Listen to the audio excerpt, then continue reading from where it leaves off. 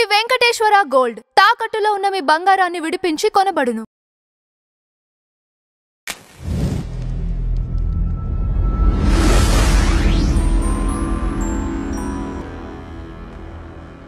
ఎవరైనా కానీ సురక్షితంగా బతుకుతున్నారా లేదా అట్లాంటి దేశాలు మైనారిటీస్ గానే ఉన్నా కూడా బంగ్లాదేశ్ మన కళ్ళ ముందు బంగ్లాదేశ్ లో ఎంతమంది చంపుతున్నారు? బంగ్లాదేశ్ లో చంపుతున్నారా లేదా?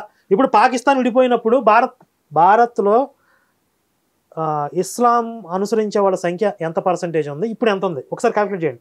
చూడండి, హిస్టరీ చూడండి. అదేనండి, పాకిస్తాన్ లో విడిపోయినప్పుడు అప్పుడు హిందువుల జనాభా ఎంత ఉంది, ఇప్పుడు ఎంత ఉంది? ఇప్పుడు ఒకటి. మరి చంపారు కదా, ఎక్కడ నివసిస్తున్నారు సురక్షితంగా? మీరు పరిష్కారాలు ఎతికేలోపు మేము చచ్చిపోతాం. పరిష్కారాలు ఎతకాలి, దీనికి తప్పును ఖండిస్తున్నా. ఇప్పుడు అంత టైం లేదండి, నేను చెప్పేది ఒకటి, అంత టైం లేదండి. ఇక్కడ హిందువు సురక్షితంగా జీవించాలి, భారత్ హిందూ దేశంగా ఉండాల్సిందే. ఇప్పుడు ఆత్మగౌరవంతో జీవించాలి. ప్రౌడ్గా నేను నా దేవాలయానికి వెళ్ళి నా దేవుడిని నేను దండం పెట్టుకుంటాను. ఎవడన్నా విగ్రహారాధన పాపం అంటే చెంపలు పగలగొట్టాలి అడిగి. నీ శవాన్ని నువ్వు మొక్కుకో, నేను విగ్రహమూర్తులు నాకు దేవుడు నాకు కనపడుతున్నాడు, నన్ను ఆశీర్వదిస్తాను, అనుగ్రహిస్తాను, నేను నమ్ముతున్నా. నీ విశ్వాసం ఇది, నా విశ్వాసం నాది. ఇది విగ్రహారాధన పాపం అంటే చెంపలు పగలగొట్టాలండి. ముందు నువ్వు శవారాధన మని. కాబట్టి ఇది హిందువులకి సురక్షిత దేశంగా ఉండాల్సిందే. ప్రపంచంలో ఏ హిందువు కష్టం వచ్చినా భారత్లో మనం సురక్షితంగా జీవించవచ్చు అనే ధైర్యం, భరోసా ఇవ్వాలి. మీరు ప్రపంచంలో ఉన్న హిందువులకు ఒక్క దేశాన్ని కూడా మిగల్చకుండా మొత్తం అన్ని కబళించేసి అన్ని దేశాలను ఆక్రమించేసుకుని ఈ ఉన్న ఒక్క దేశాన్ని కూడా సెక్యులర్ దేశం చేస్తాం, దీని మీద అందరికీ హక్కు ఉంది, మేము కూడా పీక్కు తింటాం, మిమ్మల్ని ఎక్కడి నుంచి తరివేస్తాం, ఈ నాటకాలు వద్దండి, వద్దు ఇవన్నీ. అంటే డేటా ఏమంటే సెక్యులర్ దేశాలు ఉన్నాయి, మైనారిటీస్ సేఫ్ గా ఉండగలుగుతున్నారు, కొరియా, అమెరికా. సో అది మనకి తెచ్చుకోవచ్చు. అది ఆ సిస్టమ్ లోనే అందరికి అభివృద్ధి, అందరికి డెవలప్మెంట్ ఉంటుంది. ఆల్రెడీ ఎక్స్పెరిమెంట్ అయింది, ఇటువైపు ఎక్స్పెరిమెంట్ అయింది. మతపరంగా వెళ్ళిన దేశాలు ఫెయిల్డ్. ఇప్పుడు సో మీకు మతాలకు అతీతంగా ఉండాలి. ఫస్ట్ మనిషికి కావాల్సింది ఏంటి? ఫస్ట్ జీవించే హక్కు, వాడికి ప్రాణానికి రక్షణ కావాలి, తర్వాత ఆకలి తీరాలి, తర్వాత బట్టలు కావాలి, ఆ తర్వాత ఎంటర్టైన్మెంట్. ఇప్పుడు మీరు ఎంటర్టైన్మెంట్ దగ్గర మేము బ్రతకటానికి థ్రెట్ ఉందంటే మీరు ఎంటర్టైన్మెంట్ అభివృద్ధి అంటారు ఏంటండి? మెజారిటీ ఉన్న ఇక్కడ క్రిస్టియన్స్ మీద దాడులు అవుతున్నాయి.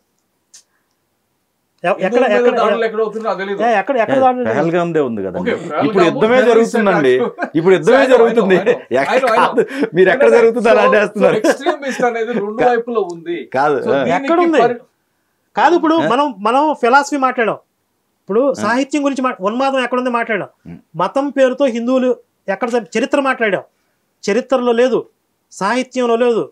మీది చరిత్రలో మీరు మతం పేరుతో దాడులు చేసిన హిస్టరీ మీకు ఉంది. మీ మత గ్రంథంలో అఫీషియల్గా మీరు రాసుకున్నారు మతం పేరుతో దాడులు చేయమని. మాకు ఎప్పుడు ఆ థ్రెట్ ఉంటుంది మాకు.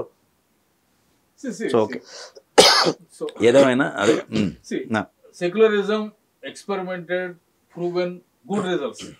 మతపరమైన దేశాలు ఆ దారిలో వెళ్ళినవి ప్రూవెన్ ఫెయిల్డ్. తెలుగులో చెప్పాలంటే సెక్యులరిజం ని అనుసరించిన దేశాలు అభివృద్ధిలోకి, మైనారిటీస్ కూడా సురక్షితంగా ఆ దేశాలకి మాకు వీసాలు వస్తే బాగుండు అని పారిపోతున్న స్టేట్లో అవి అకామిడేట్ చేయగలిగాయి. ఇప్పుడు ఫ్రాన్స్ ఉంది, ఇంగ్లాండ్ ఉంది. ఇప్పుడు ఇంగ్లాండ్లో మీరు ఒక ముస్లిం అని విన్నాను, అక్కడ వాళ్ళు ఇన్సెక్యూర్డ్గా బ్రతుకుతున్నారు. ఇప్పుడు వలసలన్నింటినీ వాళ్ళు స్వాగతించారు, శరణార్థులుగా వచ్చారు. తర్వాత ఇప్పుడు వాళ్ళు మొత్తం విస్తరించి ఇప్పుడు ఇంగ్లాండ్ని వాళ్ళు గుప్పట్లోకి తీసుకోవడానికి సిద్ధంగా ఉన్నారు. ఇప్పుడు ఇంగ్లాండ్లో క్రైస్తవులకి సెక్యూరిటీ లేదు. ఓ 10-20 సంవత్సరాలు అయిపోద్ది, ఇస్లామిక్ దేశం అయిపోద్ది. ఓకే. ఫ్రాన్స్ కూడా ఆల్మోస్ట్, ఫ్రాన్స్లో కూడా రీసెంట్గా దారుణమైనటువంటి గొడవలు జరిగాయి, చాలా అల్లర్లు జరిగాయి. ఆస్ట్రియా కూడా ఆ దశని ఫేస్ చేసింది. ఇప్పుడు అమెరికాలో కూడా అలాంటి వలసలు పెరిగిపోయాయి అని చెప్పి ట్రంప్ ఇప్పుడు యాక్టివ్ అయ్యాడు. అంటే ప్రతి దేశం కూడా తనని తాను రక్షించుకునేటటువంటి ఆత్మరక్షణ హక్కు ఒకటి కలిగి ఉంటుంది. అలాగే భారత్ కూడా ఉంటుంది. భారత్ యొక్క ఆత్మ హిందుత్వం, ఇక్కడ హిందుత్వాన్ని హిందువుల్ని రక్షించుకునేటువంటి ఆత్మరక్షణ హక్కు ఈ దేశానికి ఉంది, ఈ దేశ ప్రజలకు ఉంది. మమ్మల్ని మేము రక్షించుకునే హక్కు మాకు లేదా? మాకు కావాల్సిన చట్టాలు ఎలా ఉండాలి మేము డిసైడ్ చేసుకునే హక్కు మాకు లేదా? అంటే కాదు, మేము ఎలా బ్రతకాలి, మీరు ఎలా ఉండాలో కూడా మీరే డిసైడ్ చేస్తున్నారు. ఇప్పుడే డిసైడ్ చేస్తున్నారంటే రేపు మమ్మల్ని మైనారిటీ చేసిన తర్వాత మీ చెప్పు కింద, మీ కాళ్ళ కింద చెప్పులా చూస్తారు. అరే ఇప్పుడు ఒక యాక్సిడెంట్ని మీరు హత్య అని ఒప్పుకోకపోతే మీ సంగతి తెలుస్తాను గవర్నమెంట్లో బెదిరించిన వాళ్ళు ఉన్నారు. ఇప్పుడు మీరు ఎంత శాతం ఉంటారు ఆంధ్రాలో? 10% ఉంటారా, 15% ఉంటారా? 10-15% ఉంటే కళ్ళ ముందు పోలీసులు బాబు ఇది యాక్సిడెంట్, సీసీ ఫుటేజ్ ఉంది, అదిగో ఫ్యామిలీ ఒప్పుకుంది, పోలీస్ డిపార్ట్మెంట్ ఒక సుపీరియర్ ఆఫీసర్స్ వచ్చి మాట్లాడుతుంటే నువ్వు హత్య అని చెప్పకపోతే నీ సంగతి తెలుస్తావని చెప్పి 10-15% ఉంటేనే వాళ్ళు ఒక గవర్నమెంట్ వాళ్ళు థ్రెట్ ఇచ్చేటటువంటి స్థితిలో ఉన్నారంటే ఇంకొక 10-20% పెరిగితే పరిస్థితి ఎలా ఉంటుంది ఊహించండి. సో అక్కడ అంటే వీ నీడ్ స్ట్రాంగ్ లీడర్షిప్. దీని పరిష్కారం ఏంటంటే స్ట్రాంగ్ లీడర్షిప్. అంటే ఇప్పుడు ట్రంప్ బయటకు వచ్చి ఓకే క్రిస్టియన్స్ ఒక్కళ్ళే ఉండాలి మిగతా దొబ్బేయండి అని ఉంటే అది మత ప్రాతిపదిక మీద ఇక్కడ మేము హిందువులే ఉండాలి దొబ్బేయండి అంటలా. మీరు కావాలంటే మీరు కావాలంటే మీరు అమెరికాని క్రైస్తవ దేశం ప్రకటించుకోండి, మాకు అభ్యంతరం లేదు. మీరు అమెరికాని క్రైస్తవ దేశం ప్రకటించుకోండి. లేదండి, ట్రంప్ సెక్యులరిజాన్ని ఉంచి ఆ దేశానికి ఎవరైతే ఇల్లీగల్ గా వస్తున్న వాళ్ళని పంపించేస్తున్నాడు. అది మనం చేయాలి. లేదు, ట్రంప్ రిలీజియన్ గురించి కూడా మాట్లాడాడు, క్రైస్తవుల రక్షణ గురించి కూడా మాట్లాడాడు. ఉంది, మీకు తెలియదు? లేదండి, లేదు. ఇప్పుడు ప్రతి దేశంలో కూడా వాళ్ళ మతస్థుల్ని వాళ్ళ జాతిని కాపాడుకునే హక్కు ప్రయత్నం వాళ్ళు చేస్తారు. అది మీరు ఇప్పుడు మరి ఈ దేశంలో అదే అంటున్నా. మనము బంగ్లాదేశ్ లో ఉన్న హిందువుల గురించి మనం ఎందుకు మాట్లాడకూడదు? వాళ్ళు ఎందుకు అసలు భారత్ లో ఉన్న హిందువులకి రక్షణ లేదంటే బంగ్లాదేశ్ లో హిందువులు ఏంటంటే రావాలి ఖచ్చితంగా. ఇప్పుడు బంగ్లాదేశ్ నుంచి హిందువులు భారత్ సురక్షిత దేశం, మేము అక్కడికి వెళ్ళిపోవచ్చు. భారత ప్రభుత్వం సిఏఏ ఎన్ఆర్సీ చట్టాలు చేసింది. ఇది మతహింసకు గురైన మైనారిటీలు భారత్లో ఆశ్రయం పొందవచ్చు అని చెప్పి. అంటే చుట్టుపక్కల ఇస్లామిక్ దేశాల్లో మతహింసకు గురయ్యేది ఎవరు? హిందువులు, సిక్కులు, జైనులు, క్రిస్టియన్స్ కూడా ఉన్నారు అందులో. ఆ చట్టాలు తప్పు అని చెప్పి వీళ్ళు రాద్ధాంతం చేశారు. ఇప్పుడు ఈ దేశంలో ఉన్న వాళ్ళని పంపించేస్తున్నారని చెప్పి కుట్ర చేశారు, ఆ ప్రాపగండా చేశారు. ఆ చట్టాలు ఈ దేశంలో ఉన్న వాళ్ళని పంపించేయడానికి కాదు, విదేశాల్లో మతహింసకు గురైతే భారత్లో ఆశ్రయం పొందవచ్చు. అంటే ఈ దేశంలో హిందువులు ఆశ్రయం పొందకూడదని చెప్పి మీరే గొడవలు చేస్తున్నారు. అంటే కేంద్ర ప్రభుత్వం ఎలాంటి చట్టాలు చేయాలో కూడా మీరు ఇప్పుడు గొడవలు చేసే స్థితిలో ఉన్నారు. అంటే మెల్లమెల్లగా మీరు ఆ ఒరిజినల్ క్యారెక్టర్ అనేది బయటకు వస్తుంది కదా సహజంగా. కొంతమంది ఎక్స్ట్రీమిస్ట్ వాళ్ళు ఉండొచ్చేమో కానీ క్రిస్టియానిటీ పరంగా చూసుకుంటే ఇప్పుడు వక్ఫ్ బోర్డు ఉంది. వక్ఫ్ బోర్డులో మీరు ఏకపక్షంగా ఈ స్థలం మాది ఆ స్థలం మాది అని చెప్పి మీరు క్లెయిమ్ చేయకూడదు, దానికి చట్టబద్ధమైన విచారణ ఉండాలి అని చెప్తే దాని మీద మీరు గొడవలు చేసే స్థితిలో ఉన్నారు.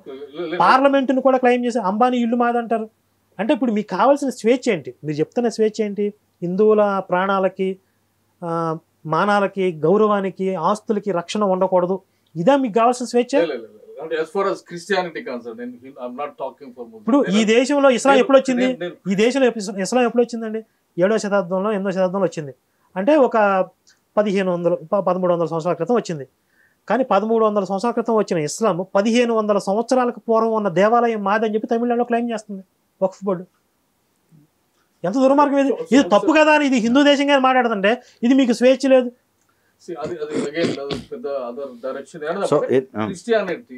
Bangladesh human rights organisations started by Christians. ఏ దేశంలో అయినా ప్రపంచవ్యాప్తంగా హ్యూమన్ రైట్స్ ని ప్రొటెక్ట్ చేయడానికి కొన్ని సంస్థలు పనిచేస్తున్నాయి. ఇక్కడ కూడా కోర్టుల దగ్గర కూడా అంటే నడవకపోతే పనిచేస్తున్నాయండి. ఇప్పుడు ఇస్కాన్ వాళ్ళు అన్నదానం చేసి లక్షల మందికి అన్నం పెట్టిన ఇస్కాన్ ని రోజు అక్కడ నైవేద్యం ప్రసాదం తిన్న వాళ్ళు అదే ఇస్కాన్ మీద తిరగబడి తన్నారు ఆ బంగ్లాదేశ్ అల్లర్లలో దొరికిన సాగుబాజారు. ఇప్పుడు దానివల్ల ఉపయోగం ఏంటి? బంగ్లాదేశ్ లో human rights from Christian point of view, నేను క్రిస్టియన్ కాబట్టి నేను ఏమంటే human rights organisations, international human rights, local ఇవన్నీ ఏమంటే ఇట్లాంటివి కాపాడుతున్న కోసమే. సో ఎనీవే అయితే ఫైనల్ గా కరుణాకర్ గారు కోరుకుంటుంది అంటే కరుణాకర్ గారు అంటే అదే హిందూ సంఘాలు కోరుకుంటున్న దాంట్లో వాళ్ళ ప్రొటెక్షన్కే తప్ప వేరే మతస్థులు ఉండకూడదనో లేకపోతే ఇంకోటో ఆయన ఎప్పుడు అనలేదు. సో అట్లానే మీరు చెప్పిన వెర్షన్లో కూడా ఓన్లీ అభివృద్ధి పరంగా తప్ప ఏ థ్రెట్ లేదనేదే కదా మీ వెర్షన్లో కూడా. హిందువులకు సంబంధించి థ్రెట్ ఏమి ఉండదు అనేది. హిందువులకి సహజంగా ఆ స్వభావం కాదు, మతం పేరుతో దాడులు చేసే స్వభావం కాదు. ఇది హిందూ రాజ్యంగా చేసినంత మాత్రాన్ని ఎవరికి థ్రెట్ లేదు. ఇంకొకటి మేము కోరుకునేది ఏంటంటే హిందువులకి రక్షణ లేదు, హిందుత్వానికి రక్షణ. ఈ దేశంలో ప్రపంచంలో ఉన్న ఏకైక హిందూ దేశంలో రక్షణ లేకపోతే ప్రపంచం నుంచి ఎక్కడికి వెళ్ళి బ్రతకాలి మేము? ఇప్పుడు హిందుత్వాన్ని అవమానించేవాడిని మేము శిక్షిస్తాం, ఇలా చట్టం చేయండి అంటున్నా అంటే మీకు అభ్యంతరం వస్తుంది అంటే హిందుత్వాన్ని అవమానించడానికి ఎజెండా, అందుకే ఆ చట్టం చేస్తే ఒప్పుకోవట్లేదు. ఇది హిందూ రాజ్యంగా ప్రకటించాలి, హిందూ సంస్కృతిని గౌరవించే వాళ్ళు అక్కడ ఉండాలి. ఇక్కడ ఉండే ప్రతి ఒక్కరు హ్యూమన్ రైట్స్ ని అప్హోల్డ్ చేసేదానికే క్రిస్టియానిటీ ఉంది. అది ఏ మతమైనా కానీ వాళ్ళకి డెమోక్రటిక్ గా కాన్స్టిట్యూషనల్ గా ఇచ్చిన ప్రతి స్వేచ్ఛని ప్రతి మతం వాళ్ళు, అదే సెక్యులరిజం. అందుకే నేను సెక్యులరిజం ఉండాల్సిందే అని నేను మాట్లాడుతున్నాను. మేమైతే ఎట్టి పరిస్థితులు ఈ సెక్యులరిజం పేరుతో ఇప్పుడు దాకా జరిగిన విధ్వంసం చాలు, కోల్పోయిన ప్రాణ నష్టం చాలు. మళ్ళీ భవిష్యత్తులో కొన్ని లక్షల మంది హిందువులను బలిపెట్టి ఈ సెక్యులరిజం బ్రతికించాల్సిన అవసరం మాకు లేదు. ఎలాంటి పరిస్థితులు మనం ఎదుర్కోవాలో, ప్రమాదాలు ఎదుర్కోవాలో ఒక్కసారి చరిత్రలోకి వెళ్తే మనకు అర్థమయ్యేది. కాబట్టి ఈ దరిద్రపోటు సెక్యులరిజం మాకు అవసరం లేదు, దీన్ని హిందూ రాజ్యంగా ప్రకటించాల్సిందే. ఇది మా డిమాండ్.